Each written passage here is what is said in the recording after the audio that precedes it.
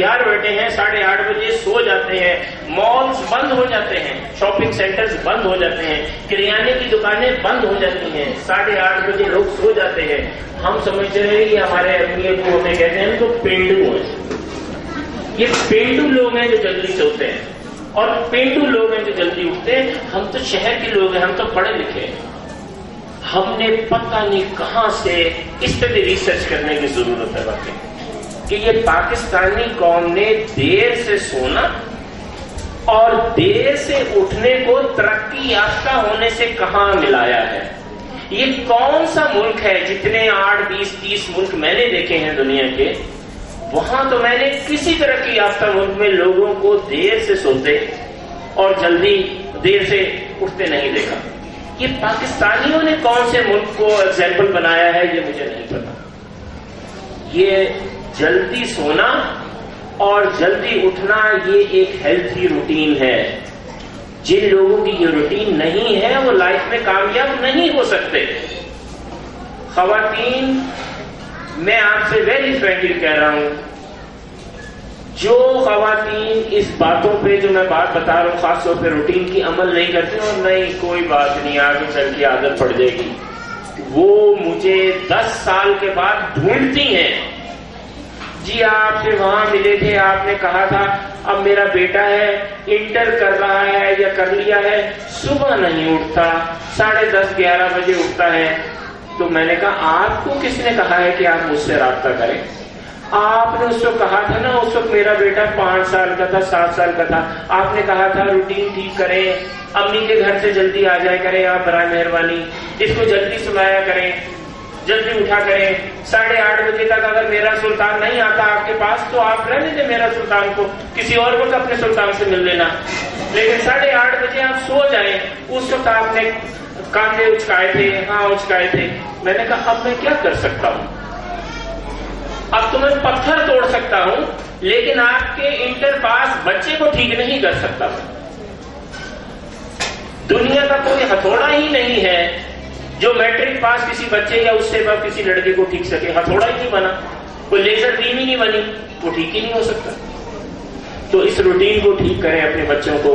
اور آخری چیز جس کے ابتدا ہی میں رسول اللہ صلی اللہ علیہ وآلہ وسلم کی اس حدیث سے کرنا چاہتا ہوں کہ ایک تندرست اور توانا مومن ایک کمزور مومن سے بہتر ہے. بات ختم ہو گئی. میری تو کبھی سمجھ نہیں آتا کہ ہم حدیث سنانے کے بعد، اللہ کے نبی کی بات سنانے کے بعد کیوں بولتے ہیں. مجھے نہیں سمجھ میں آیا، آج تک نہیں سمجھ میں آیا. ہاں یہ تو ہو سکتا ہے کہ میں یہاں کھڑا ہو جاؤں اور 14 دفعہ اللہ کے نبی کی بات کو ہی ریپیٹ کرتا رہوں، لیکن اللہ کے نبی کو بات کے بعد کیا بولتے ہیں میری تو سمجھ میں نہیں آ رہا. میری تو قطعی سمجھ میں نہیں آ رہا. ایک تندرست اور توانا مومن ایک کمزور مومن سے بہتر ہے.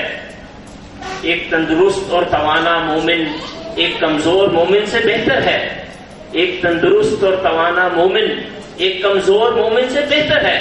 دیکھیے میں دوہرا رہا ہوں، ہم سب کو ثواب مل رہا ہے کیونکہ ہم عربی میں بولے ہوئے اس قول کو اردو میں سن رہے ہیں جو اللہ کے نبی نے بولی تھی.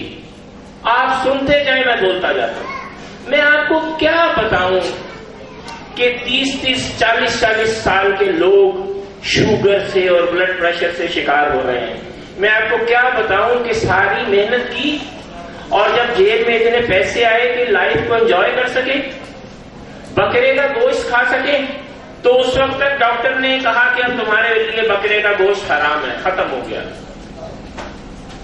ساری زندگی یہ خواہش رہی کہ جیب میں کوئی پیسے آئیں تو میں دیسی گھی میں پکی ہوئی چیز کھا سکوں، کیونکہ دیسی گھی بہت مہنگا ہے، میرے پاس پیسے نہیں. تو اسی دن جس دن جیب میں اتنی ایکسٹرا انکم پیدا ہوئی ڈاکٹر نے منع کر دیا. ساری زندگی خواہش پیدا رہی کہ ایک گاڑی ہو اور میں گاڑی میں گھوموں پھروں اور فیملی کے ساتھ کبھی لاہور جاؤں تو کبھی اسلام آباد جاؤں. اور جب گاڑی خریدی تو جسم میں اتنی طاقت ہی نہ رہی کہ یہاں سے لے کے تو مین بازار تک جا سکے. اب تو دنیا کے بڑے بڑے ادارے سب سے پہلے بندے کا اوپر سے نیچے اس کا میڈیکل چیک اپ کرتے ہیں. بھائی ڈگری بھی گئی سائڈ پہ، اس کی سوشل اقدار، اس کی ویلیوز، اس کی کریٹیوٹی بھی گئی سائڈ پہ. یہ 8 گھنٹے 12 گھنٹے کام بھی کر سکتا ہے کہ نہیں؟ لیکن ہم کوئی ایسا مسئلہ ہوا ہے پاکستان میں، ایک اور یہ جو ماڈرنزم آیا ہے نا، جس کی ایک سٹینڈرڈ یہ ہے کہ دیر سے سونا اور دیر سے اٹھنا، اسی میں ایک سٹینڈرڈ ہم نے پتہ نہیں کہاں سے یہ اڈاپٹ کیا ہے کہ جو پڑھے لکھے لوگ ہوتے ہیں نا، وہ نہ تو ورزش کرتے ہیں نہ ایکسرسائز کرتے ہیں، وہ یا تو پڑھتے ہیں یا پھر ٹی وی دیکھتے ہیں. بس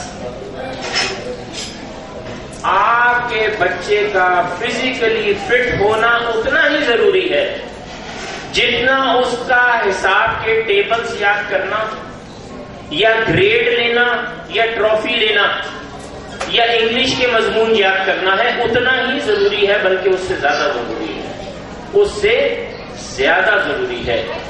فٹنس اور ہیلتھی فوڈ کے بغیر آپ کا بچہ کہیں نہیں جا سکتا، چاہے آپ نے اس کو کتنی ہی ڈگریاں دلوا دی. روزانہ آپ کے بچے کا 35 to 45 منٹ کھیلنا کودنا، جس میں اس کو پسینہ آئے، جس میں اس کا سانس پھولے، اس کی زندگی کی بنیادی ضرورت ہے، بنیادی ضرورت ہے. سارا دن مائیں کہتی ہیں بچہ کھاتا کچھ نہیں، بچہ کھاتا کچھ نہیں، بچہ کھاتا کچھ نہیں. ان سے پوچھو بھائی اس کو بھگایا دوڑایا کب تھا، یہ فٹ بال کب کھلایا تھا، وہ یہ پارک میں جا کے جھولے کب لیے تھے، وہ عرصہ ہو گیا، اس کا کچھ پتہ نہیں. اس کے اندر کے مادے ختم ہوں گے، پسینہ آئے گا، جگہ بنے گی تو اس میں کھانا جائے گا نا. ورزش ایکسرسائز کے بغیر بچہ نہیں کھائے گا، اس کو بار بار انفیکشنز ہوں گے، اس کو اینٹی بایوٹک کھلانی پڑے گی، وہ تعلیمی لحاظ سے بھی پیچھے رہ جائے گا. بس یہ تھی آخری بات، اور ایک دفعہ پھر یہی حدیث سنا دیتا ہوں کہ ایک تندرست اور توانا مومن ایک کمزور مومن سے بہتر ہے. شکریہ، جزاک اللہ، السلام علیکم.